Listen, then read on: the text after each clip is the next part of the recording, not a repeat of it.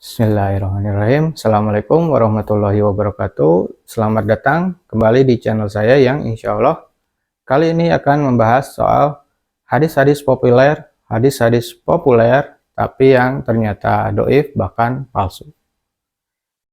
Bahan utama video ini saya dapatkan dari sebuah buku karangan Ustadz Adi Hidayat yang judul bukunya Menyoal Hadis-hadis Populer dengan tagline upaya mengenali sunnah yang benar, bukan yang terkenal.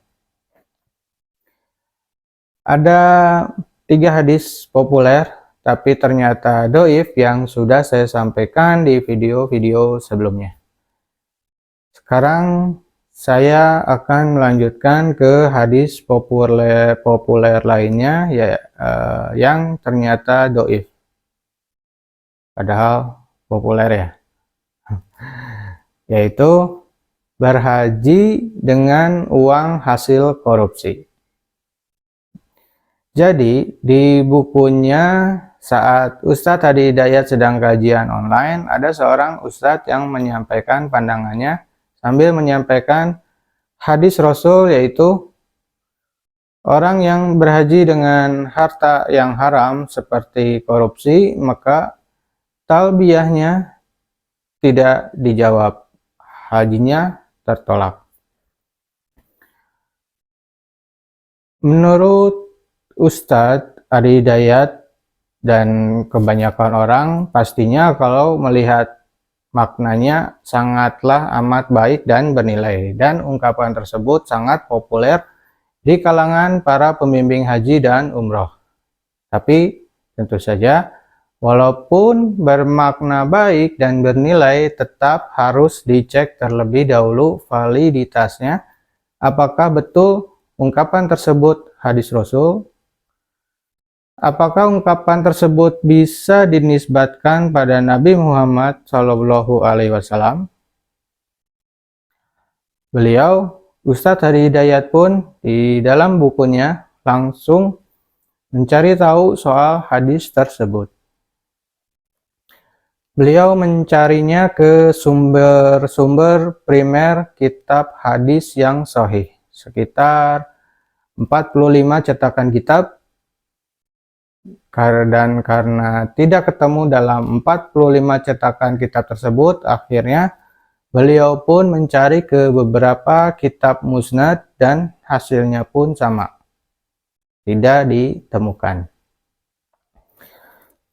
Lalu alhamdulillah akhirnya beliau menemukannya di Al-Ma'ajim wal Majami, semacam kitab yang memuat hadis-hadis pilihan, dan satu-satunya yang meriwayatkan dalam kitab tersebut adalah Imam As-Suyuti. Dan dalam keterangan pada kitabnya dicantumkan juga rujukan referensinya, jadi Ustadz Adi Hidayat bisa melacaknya dari mana ungkapan tersebut berasal. Dan rujukannya pun ditemukan pada kitab At-Targhib wa Tarhib, karyanya Abu Al-Qasim Ismail Al-Isfahani. Ustadz Adi Hidayat pun menggarisbawahi rangkaian sanad hadisnya, yaitu Ad-Dujain bin Sabit Al-Yarbu'i dari Aslam mantan sahaya Umar bin Khattab, dari Umar bin Khattab radhiyallahu anhu, dan dari Nabi Muhammad SAW.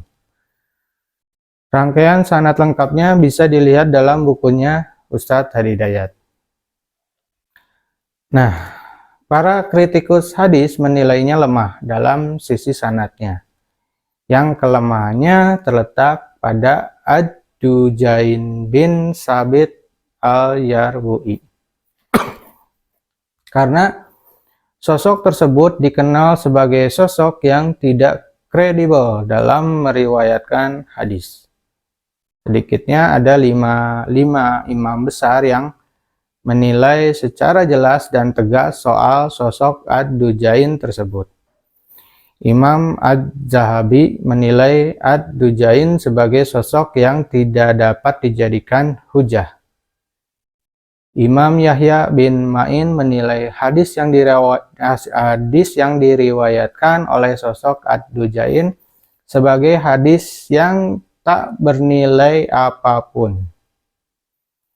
Imam Abu Hatim dan Abu Zur'ah dengan tegas menyebut doif, lemah hadisnya. Imam An-Nasai menyebut Ad-Dujain sebagai sosok yang tidak dapat dipercaya. Imam Ad-Daruqutni beserta para ulama lain menilai bahwa hadis tersebut tidak kuat. Semua pernyataan para imam besar tersebut terangkum oleh Syekh Al-Albani dalam silsilah Al-Ahadits Ad-Dhaifah. Selain itu ditemukan juga dalam kitab Musnad Al-Bazair dari jalur sanad Sulaiman bin Dawud dari Yahya bin Ibn Katsir dan dari Abu Salamah dari Abu Hurairah dari Nabi Shallallahu Alaihi Wasallam. Isi riwayatnya dapat kalian lihat dalam bukunya Ustadz Hadi Hidayat.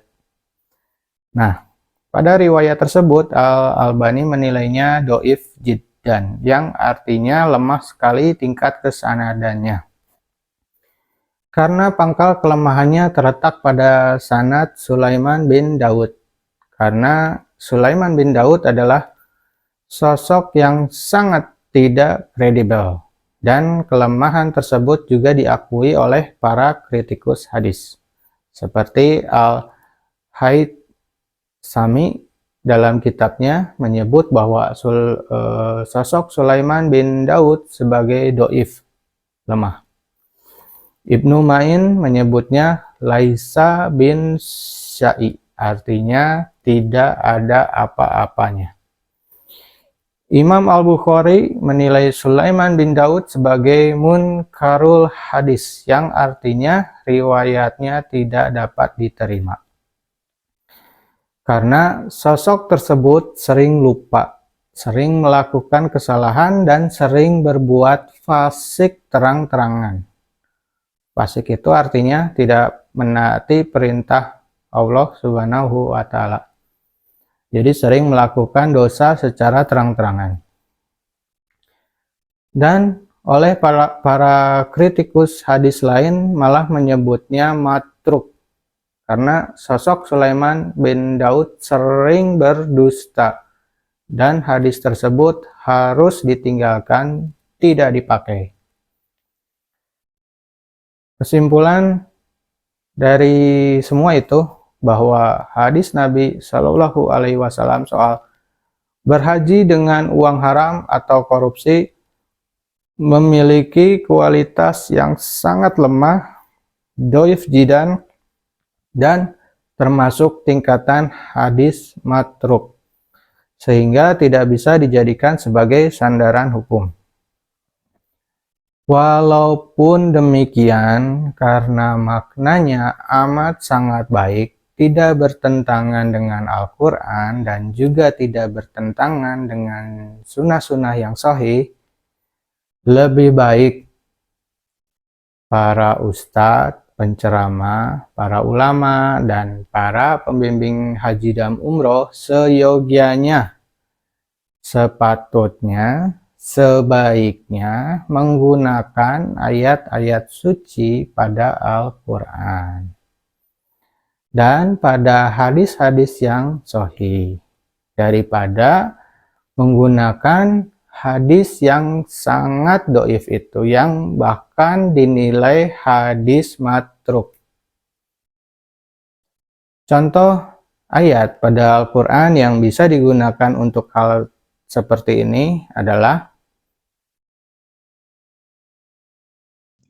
A'udzu billahi minasyaitonir rajim.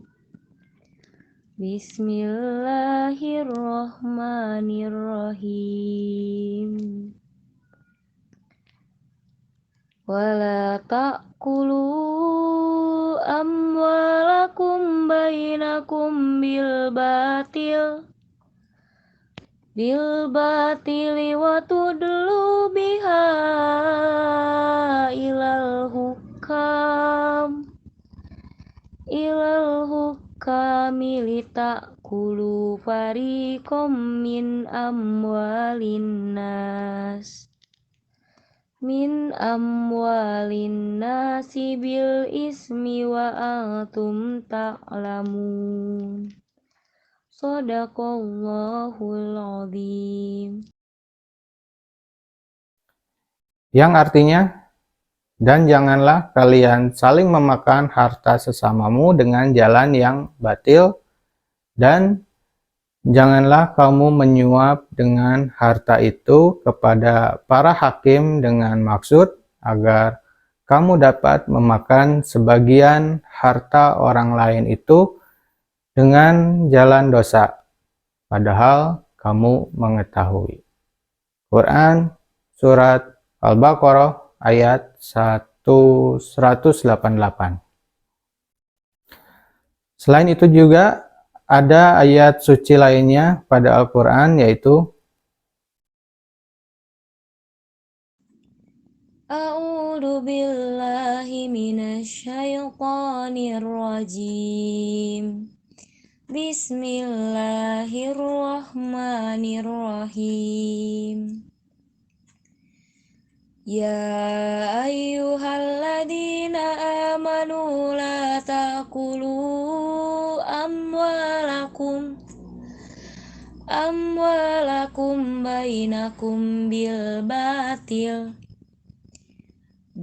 batili illa an takuna tijaratan aw taradim minkum wala taqtulu anfusakum innallaha kana bikum rahima. Shadaqallahul azim. yang artinya, wahai orang-orang yang beriman, janganlah kamu saling memakan harta sesamamu dengan jalan yang batil atau tidak benar, kecuali dalam perdagangan yang berlaku atas dasar suka sama suka di antara kamu. Dan janganlah kamu membunuh dirimu. Sungguh, Allah Maha Penyayang kepadamu. Quran Surat An-Nisa ayat 29. Dan ada juga dari hadis riwayat Abu Hurairah dan Muslim, karena isinya cukup panjang, kalian bisa lihat detail isinya dalam bukunya Ustadz Hadi Hidayat. Demikian. Wallahu a'lam bishawab.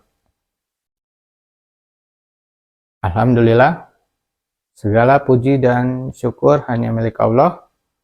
Quran Surat Al-Baqarah ayat 188 dan Quran Surat An-Nisa ayat 29 dibacakan oleh Ica Nur Fajriyah Wiono, kelas 11 MIPA 1, siswi solehah dari SMA Al-Qanaah, Balai Endah, Kabupaten Bandung. Jazakillahu khairan katsiran. Amin. Nantikan video berikutnya karena saya akan melanjutkan menyampaikan sharing isi bukunya Ustadz Hadi Hidayat dengan judul Menyoal Hadis-Hadis Populer dengan tagline Upaya Mengenali Sunnah yang Benar, Bukan yang Terkenal. Seperti yang sudah saya sampaikan tadi, isi dan penjelasan lebih detail bisa kalian dapatkan dalam bukunya beliau.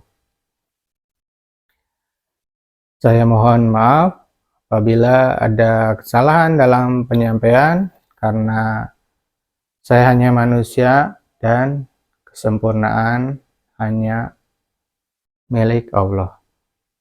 Jazakumullah. Assalamualaikum warahmatullahi wabarakatuh.